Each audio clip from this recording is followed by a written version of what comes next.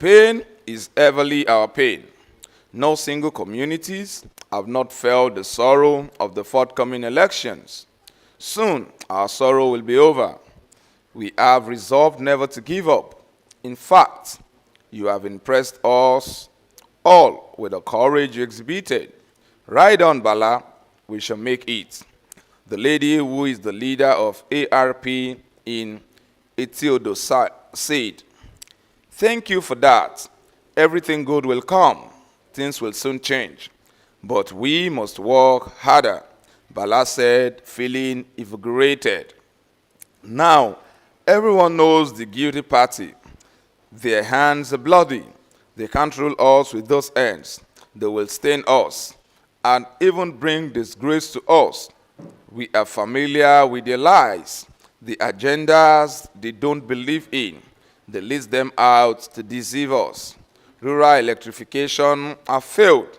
Same goes for bursary award to indigents in tertiary institutions. The taps are not running. Inflation is another problem. Many are tired of talking, but how do we revive our local industries if we all stay quiet? Gari, the poor man's food, is no longer affordable.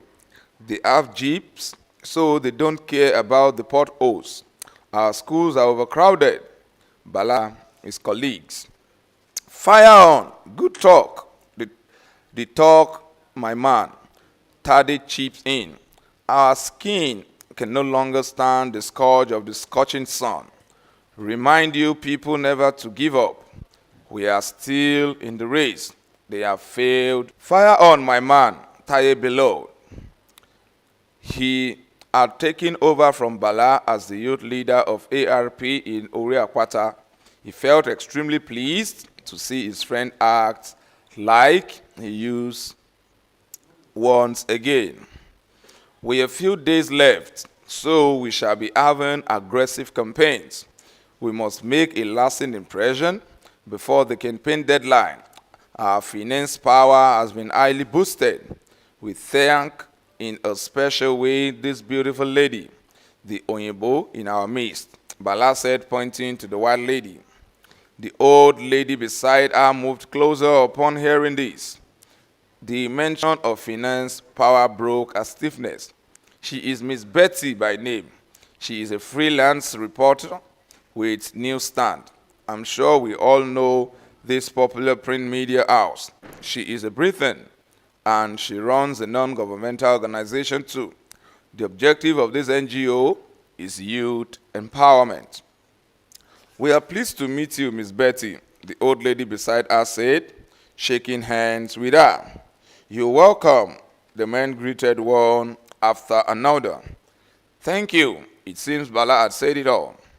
As in what to do, I heard speaking in an dialect the ARP leader were unfamiliar with. Even the lady beside her felt she could make do with hearing aids to understand her. Her voice was not loud, and she spoke as if her tongue was on fire. This was due to her hastily shutting her mouth while speaking.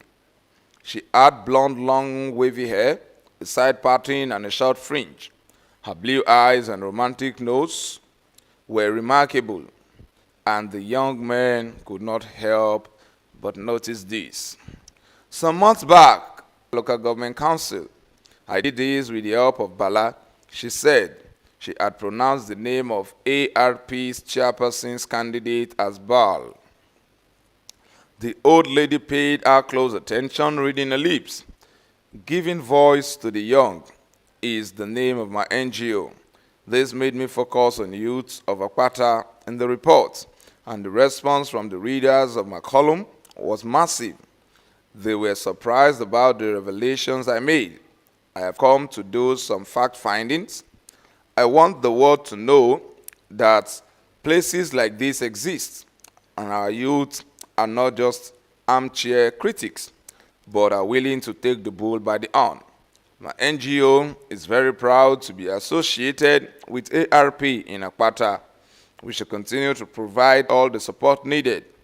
We all are poised for emancipation of the youth. It is lovely, she added. Thank you, Miss Betty. May your paws continue to grow fatter by day. A middle-aged man having on a pair of half-moon spectacles said, please, let be informed that we shall converge at the round center tomorrow. Let us remind us, each community leaders should see the treasurer, Peter Amana said. Now you are talking, the old lady remarked. With this, Bala took his seat. He looked at the faces of the young men and women. The suggestive expression on their face proclaimed their satisfaction. After the grueling odyssey of the previous month, they were good to go, he thought. The mention of money had done the magic.